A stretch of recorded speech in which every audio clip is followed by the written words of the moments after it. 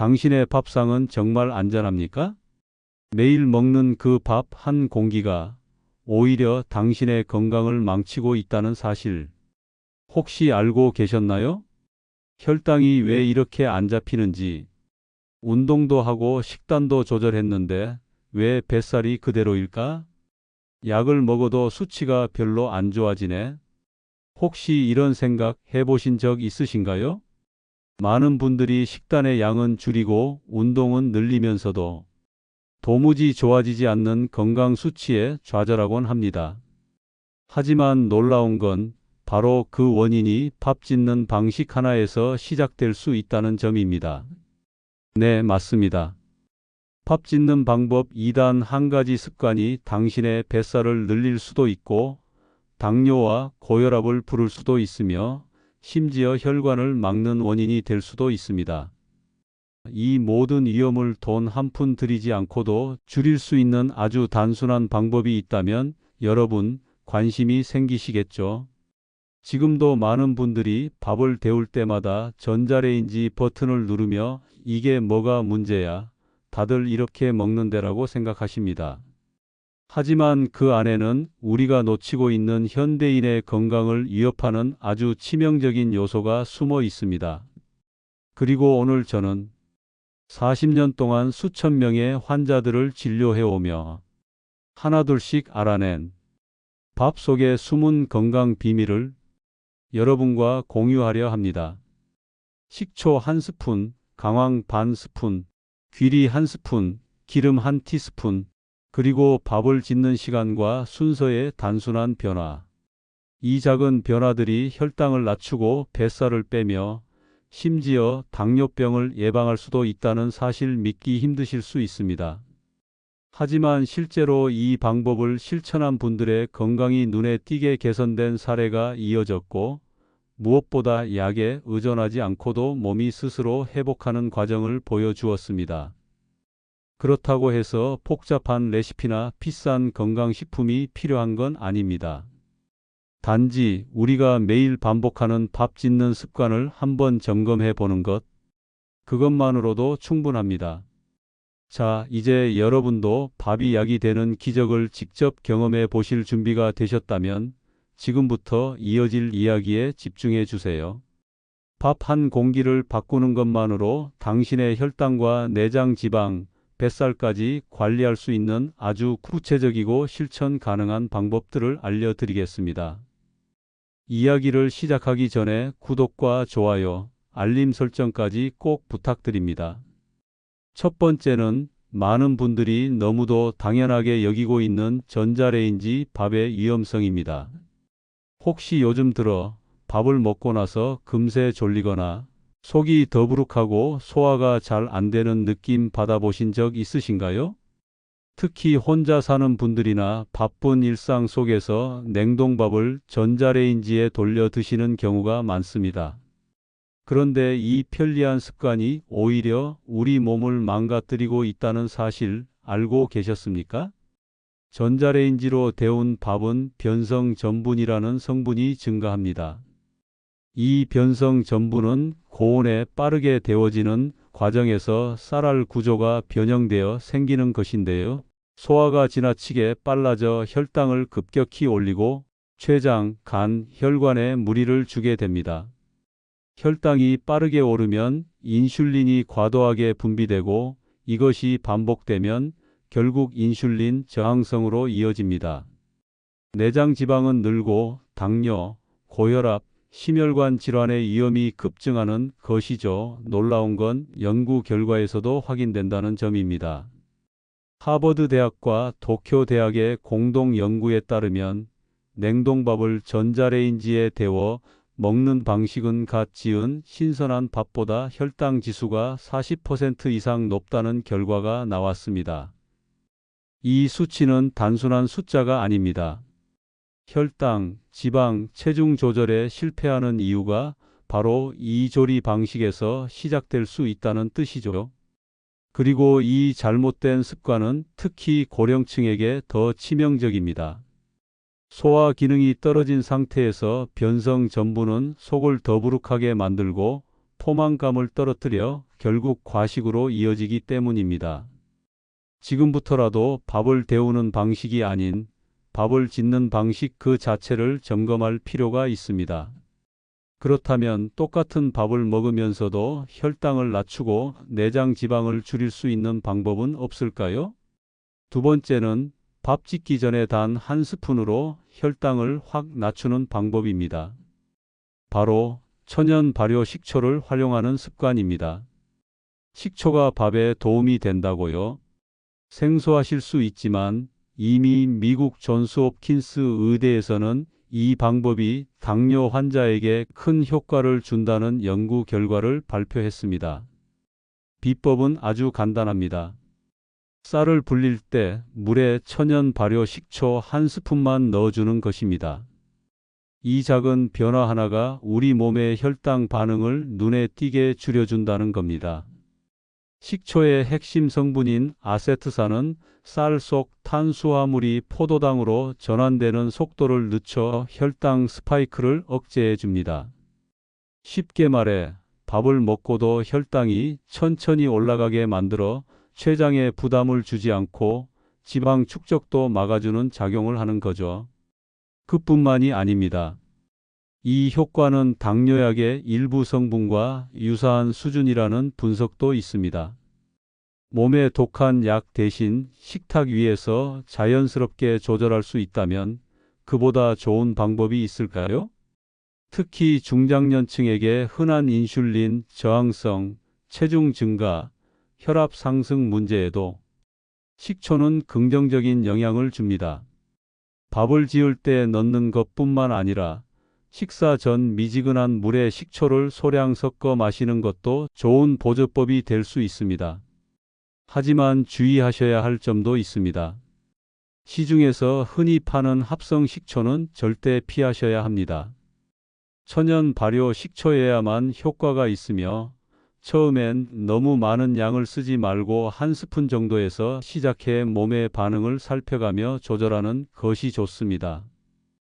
비용도 거의 들지 않지만 몸은 확실히 반응하는 이 놀라운 습관은 당뇨를 걱정하시는 분들뿐 아니라 건강한 노년을 준비하는 모든 분들께 꼭 권해드리고 싶은 방법입니다. 그렇다면 밥 짓는 방식에 또 어떤 재료를 더하면 단순한 주식이 아니라 진짜 약이 되는 밥으로 바꿀 수 있을까요? 세 번째는 밥에 넣기만 해도 염증과 혈당을 잡아주는 황금색 재료, 바로 강황과 후추입니다. 혹시 밥을 지을 때 밥 색깔을 내기 위해 강황가루를 살짝 넣어 보신 적 있으신가요? 많은 분들이 그저 색을 위한 재료 정도로 생각하시지만 사실 이 강황 속에는 우리 몸을 회복시키는 강력한 힘이 숨어 있습니다. 강황의 주성분인 커큐민은 세계적으로 인정받은 천연 항염 성분입니다. 이 성분은 염증을 가라앉히고 세포의 노화를 늦추며 특히 당뇨 예방과 인슐린 민감성 개선에 큰 효과가 있다는 것이 여러 임상 연구로 입증되어 있습니다. 여기에 더해 후추를 소량 함께 넣는 것이 중요한 포인트입니다. 흑후추에 들어있는 피페린이라는 성분은 커큐민의 체내 흡수율을 무려 최대 2000%까지 높여주는 역할을 합니다. 강황만 먹는 것보다 강황과 후추를 함께 먹는 것이 몸속 깊이 작용한다는 거죠.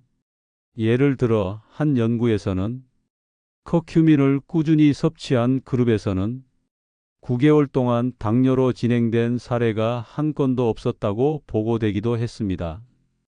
이건 단순한 보조 효과가 아니라 실질적인 예방 효과라고 볼 수 있는 결과입니다.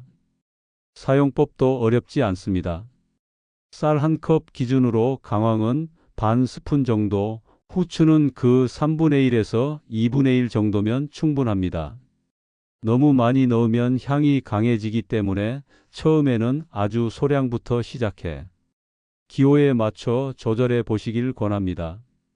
무엇보다 좋은 건 값비싼 건강기능식품이나 보조제 대신 밥이라는 일상적인 식사 안에서 이 효과를 자연스럽게 누릴 수 있다는 점입니다.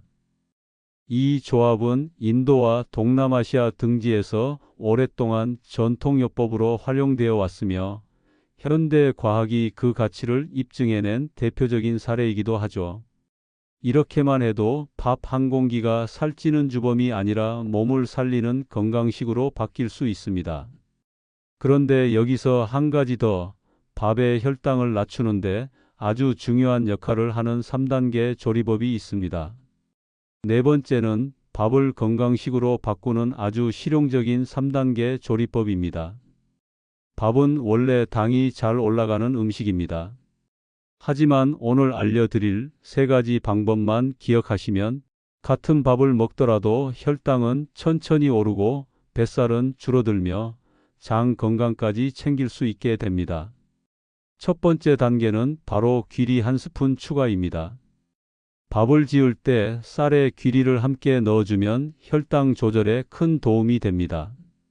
귀리에는 베타글루칸이라는 수용성 식이섬유가 풍부하게 들어있는데 이 성분이 당의 흡수를 천천히 되도록 도와주고 콜레스테롤 수치까지 함께 낮춰주는 작용을 합니다. 특히 당뇨가 걱정되거나 혈관 건강을 챙기고 싶은 분들께 꼭 권해드리고 싶은 식재료입니다. 두 번째 단계는 기름 한 티스푼을 넣는 것입니다. 들기름, 참기름, 올리브유 같은 식물성 기름을 밥 짓기 전에 넣으면 쌀알이 기름으로 코팅되면서 소화 속도가 느려지고 혈당이 급상승하는 것을 막아줍니다. 또한 이 과정에서 생성되는 저항성 전분은 장이 좋아하는 유익균의 먹이가 되어 면역력과 소화 기능에도 긍정적인 영향을 줍니다. 세 번째 단계는 밥을 완전히 식혔다가 다시 데워 먹는 과정입니다. 많은 분들이 밥을 갓 지어서 뜨거울 때 먹는 것이 제일 좋다고 생각하시지만 사실 한번 완전히 식힌 뒤 데운 밥이 저항성 전분이 훨씬 많이 생성된다는 사실 알고 계셨나요? 중요한 건 식힌 후 바로 냉동하는 게 아니라 실온에서 완전히 식힌 후에 다시 데워야 혈당을 천천히 올리는 효과를 기대할 수 있다는 점입니다. 이 세 가지 단계를 모두 실천하면 같은 쌀밥이라도 혈당을 낮추고 뱃살을 줄이며 장 건강까지 챙길 수 있는 건강밥으로 바뀌게 됩니다. 물론 처음에는 귀리나 기름의 향이 어색하게 느껴질 수 있지만 며칠만 꾸준히 드셔보면 몸이 가벼워지고 속이 편해지는 걸 스스로 느끼실 수 있을 겁니다. 그렇다면 이렇게 좋은 정보들이 왜 병원에서는 알려주지 않을까요? 다섯 번째는 왜 이런 쉬운 건강법을 병원에서는 알려주지 않을까 하는 질문에 대한 진짜 이야기입니다. 많은 분들이 저에게 이렇게 물으십니다. 선생님, 이런 게 진짜로 효과가 있다면 왜 의사들은 알려주지 않죠? 왜 건강 프로그램이나 병원에서는 전혀 말하지 않죠? 그 답은 아주 간단합니다. 건강해지면 병원과 제약회사는 돈을 벌 수 없기 때문입니다. 조금 불편한 이야기일 수도 있지만 이건 단순한 음모론이 아닙니다. 방송통신위원회의 자료에 따르면 건강 관련 프로그램의 광고 수익 중 무려 67% 이상이 제약회사에서 나옵니다. 환자가 줄어들면 약 소비도 줄어들고 당연히 의료기관의 수익도 줄어들 수밖에 없죠. 더욱이 당뇨 환자 한 명이 평생 지출하는 의료비는 평균 1억 원이 넘습니다. 이 어마어마한 시장을 단지 귀리 한 스푼, 식초 한 스푼, 강황 반 스푼으로 해결할 수 있다고 말해버리면 누군가는 당황할 수밖에 없겠죠. 물론 모든 의사가 이윤만을 쫓는 것은 아닙니다. 하지만 의료 시스템 전체가 치료보다는 유지에 더 많은 돈이 몰리는 구조임은 부정할 수 없습니다. 환자가 완치되면 이득이 줄어드는 구조라서 진짜 건강해지는 법은 병원이 아닌 우리 부엌에서부터 시작되어야 한다는 사실을 이제는 우리가 먼저 깨달아야 합니다. 귀리, 식초, 강황, 기름, 밥 식히기 같은 작은 변화들은 큰 돈도 들지 않고 특별한 장비도 필요 없습니다. 단지 우리가 익숙했던 방식을 조금만 바꾸는 것만으로도 약을 줄이고 혈당을 낮추고 뱃살을 없앨 수 있는 길이 열립니다. 그리고 무엇보다 중요한 건 이런 지식들을 지금이라도 알고 실천하는 사람이 앞으로의 노년기를 더 건강하고 자유롭게 살아갈 수 있다는 사실입니다. 또 한 가지 중요한 것은 밥을 어떻게 짓느냐보다 언제 먹느냐가 건강을 좌우한다는 이야기입니다. 많은 분들이 식사 내용에는 신경을 많이 쓰시지만 정작 식사 시간을 어떻게 구성하느냐에는 크게 주의를 기울이지 않으십니다. 하지만 최근 여러 연구에서 밝혀진 놀라운 사실은 식사 시간의 차이만으로도 혈당, 체중, 내장 지방에 큰 영향을 줄 수 있다는 것입니다. 대표적인 예로는 시간 제한 식사법이라는 흔히 말하는 간헐적 단식의 원리를 응용하는 방법이 있습니다. 하루 중 식사를 하는 시간을 일정 시간대에만 집중하고 나머지 시간에는 위장을 쉬게 해주는 것인데요. 특히 노년기에는 저녁 식사 시간을 앞당기는 것만으로도 큰 효과를 볼 수 있습니다. 예를 들어 저녁을 오후 6시 이전에 마치고 이후엔 소화가 필요한 음식은 섭취하지 않는 것입니다. 이렇게 하면 밤새 몸이 쉴 수 있는 시간이 충분히 확보되고 인슐린 분비도 줄어들며 아침 혈당 수치가 개선되는 결과로 이어집니다. 서울대병원과 스탠퍼드 의대 공동 연구에 따르면 같은 양의 밥을 먹더라도 저녁 9시에 먹은 사람보다 오후 6시에 먹은 사람이 혈당 수치와 중성지방 수치에서 훨씬 낮은 수치를 보였다는 결과가 나왔습니다. 즉, 밥의 성분이나 조리 방식만큼이나 중요한 것이 바로 먹는 시간이라는 뜻입니다. 무엇보다도 이 방법은 돈이 들지 않고 식재료를 바꿀 필요도 없으며 오히려 소화불량이나 야식 습관을 개선하는 데에도 효과적입니다. 또한 수면의 질까지 좋아지면서 노년기의 불면과 야간 소화 문제도 함께 완화될 수 있습니다. 하루 3끼를 꼭 챙기기보다는 내 몸이 필요한 시간에 제대로 된 한 끼를 먹고 특히 저녁은 가볍고 일찍 끝내는 것. 이것만으로도 지금까지 어떤 약이나 식품보다 큰 건강 효과를 볼 수 있습니다. 이렇게 식사 타이밍 하나만 바꿔도 몸은 빠르게 반응합니다. 췌장은 덜 지치고 혈관은 안정되며 뱃살도 서서히 줄어드는 걸 느낄 수 있습니다. 이제는 식사 습관을 단순히 무엇을 먹느냐가 아니라 언제 먹느냐까지 포함해 전체적으로 다시 바라볼 때입니다. 그리고 우리가 절대 잊지 말아야 할 또 하나, 바로 긍정적인 마인드입니다. 지금 나이가 몇인데 이제 와서 무슨 변화가 있겠어 라는 생각은 버리셔야 합니다. 몸은 정직합니다. 우리가 바꾸기로 마음먹는 순간부터 달라지기 시작합니다. 밥 한 공기를 바꾸는 작은 실천이 결국 내 몸을 살리고 삶을 바꾼다는 믿음을 가지는 것, 그것이 진짜 건강의 출발점입니다. 자, 이제는 실천의 시간입니다. 지금 이 영상을 보신 직후 오늘 저녁밥을 지으실 때 딱 한 가지라도 적용해 보세요. 그 변화가 하루를 넘기고 일주일을 넘기고 결국은 당신의 몸을 바꾸는 놀라운 기적을 만들게 될 겁니다.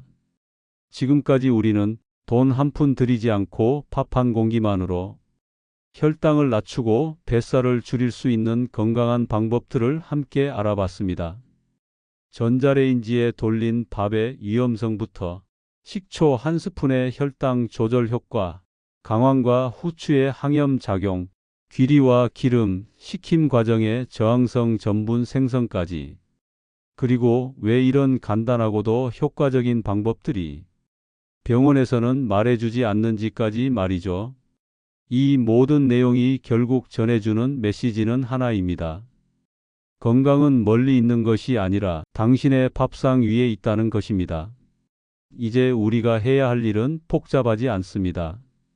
쌀을 씻고 물을 붓고 식초를 한 스푼 넣는 것, 귀리를 더하고 기름을 한 방울 떨어뜨리고 밥을 지은 후 한번 식혀보는 것, 이런 작고 사소한 변화들이 당신의 혈관을 지키고 뱃살을 줄이고 노년기의 삶의 질을 바꾸는 첫걸음이 될 수 있습니다. 그리고 가장 중요한 건 포기하지 않는 마음입니다. 나이 들었다고 지금 시작해도 늦었다고 생각하지 마세요. 몸은 바뀔 수 있습니다. 당신이 마음을 먹는 그 순간부터 말입니다. 오늘 영상에서 알려드린 방법들 중 당장 한 가지라도 실천해 보세요. 어렵지 않게 느껴지는 것부터 천천히 시작하셔도 좋습니다. 작은 실천이 큰 변화를 만드는 첫걸음이 되니까요. 끝까지 함께해 주셔서 감사합니다. 앞으로도 여러분의 건강을 지키는 따뜻한 조언들 꾸준히 전해 드릴게요. 구독과 좋아요, 알림 설정까지 꼭 부탁드립니다. 항상 건강하시고 좋은 일만 가득하시길 바라겠습니다. 감사합니다.